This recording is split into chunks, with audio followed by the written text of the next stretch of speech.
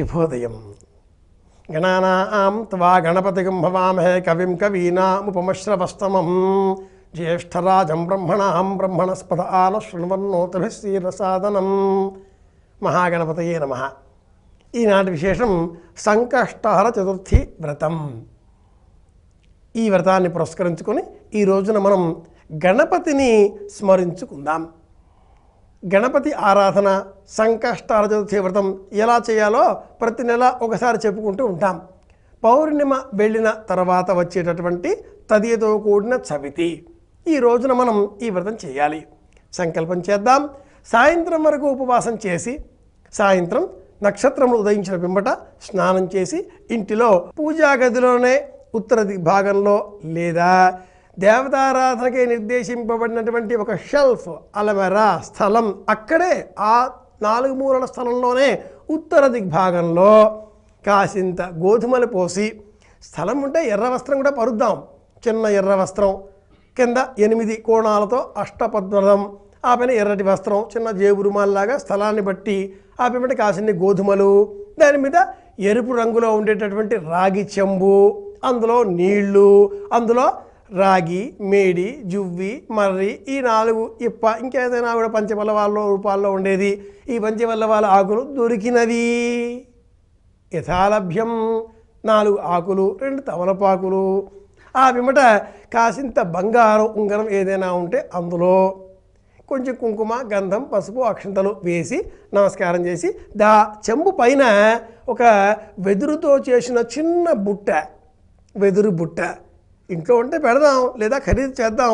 ఇప్పటికిప్పుడు ఎలాగుంటండి అనుకుంటే మట్టుకు రాగి ప్లేటు, ఇనప ముక్క స్టీల్ది కాకుండా రాగి ప్లేటు, రాగి చెంబు, దాని మీద వెదర బుట్ట లేదా రాగి ప్లేటు ఉంచి, ఆ రాగి ప్లేటు లేక వెదురు బుట్టలో, వెదురు బుట్ట శ్రేష్టం అండి, అందులో పసుపు ముద్ద కానీ చెక్కతో కానీ లోహంతో కానీ వెండి కానీ యథాశక్తి మన ఇంట్లో ఉండే గణపతి ప్రతిమ ఇలా ఏర్పాటు చేసి ఆ కలశానికి ఎదరగా 2 దీపాలు వెలిగించాలి.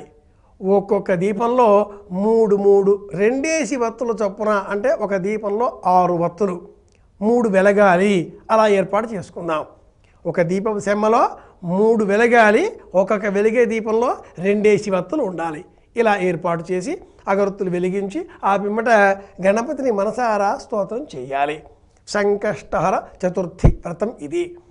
పూర్వం కృష్ణుడు ధర్మరాజుకు అడవులలో ఉండే సమయంలో ఈ వ్యధలు బాధలు ఎలా పోతాయి స్వామి అని ధర్మరాజు అడిగినప్పుడు సాక్షాత్తు కృష్ణ భగవాన్ చెప్పాడు కదా అంటూ మనకు భవిష్యోత్తర పురాణం చెబుతుంది.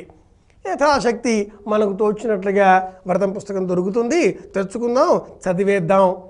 పుస్తకం దొరకలేదు, తోచిన గణపతి స్తోత్రాలు, అలాగే దండకాలు, నమకాలు, నామాలు చెప్పేద్దాం అనక నువ్వులు, బెల్లం ఈ రెండింటిని దంచి 10 ఉండలు పెట్టి ఈ 10 ఉండలను స్వామికి నైవేద్యంగా సమర్పించాలి.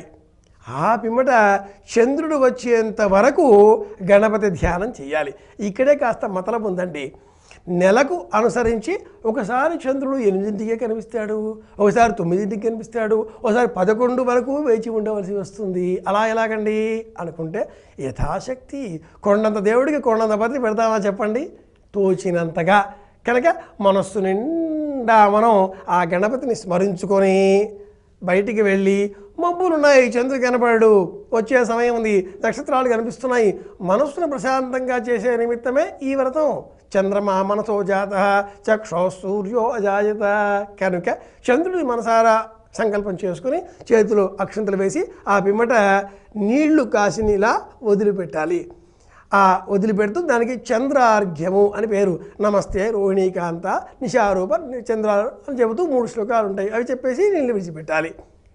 శ్లోకాలు వస్తే చెబుతాం, లేదా ముమ్మార్లు విడిచిపెట్టి స్వామి నా మనసు ప్రశాంతంగా ఉంచు, మా ఇల్లు, మా వారు, నా భార్య, నా పిల్లలు, ఎవరైతే అలా ఎవరైనా చేయవచ్చు. ఆడవాళ్ళు, పిల్లలు, పెద్దలు, మగవాళ్ళు, యాదాడా లేదండి, పెళ్ళి అయినా పెళ్ళి కాకపోయినా ఈ వ్రతాన్ని అందరూ చేయవచ్చు, ఏ చింత లేదు.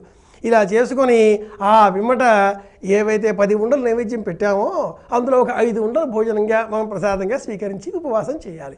చేత కాదండి అనుకుంటే భోజనం చేయవచ్చు, చింత లేదు. పరమాత్ముడు ఎప్పుడు మనల్ని ఇలా చెయ్యి అలా చెయ్యి లేకపోతే నేను ఎంత చూస్తాను అని చెప్పడు. మనం మన మనసు కొద్దీ పెట్టుకుంటాం, నియమాలన్నీ కూడా పాటిస్తూ ఉంటాం. పెట్టుకునేది నియమం కనుక ఏ నియమం పెట్టుకున్నామో ఆ నియమం పాటిద్దాం. ఇది సంకష్టహర వ్రతం చేసే విధానం.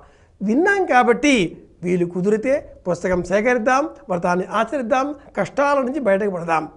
వీలు కుదరని పక్షంలో తెలుసుకున్నాం కాబట్టి గంగణపతయే నమః గంగణపతయే నమః గంగణపతయే నమః అంటూ గణపతిని నమస్కారం చేసి గణపతి మంత్రాన్నే ఈ రోజంతా కూడా స్తోత్రం చేస్తే గణపతి మనకు కూర్చునే శక్తిని ఇస్తాడు, ప్రశాంతమైన బుద్ధిని ఇస్తాడు, ఆర్థిక వనరులని ఏర్పాటు చేస్తాడు, అందిస్తాడు.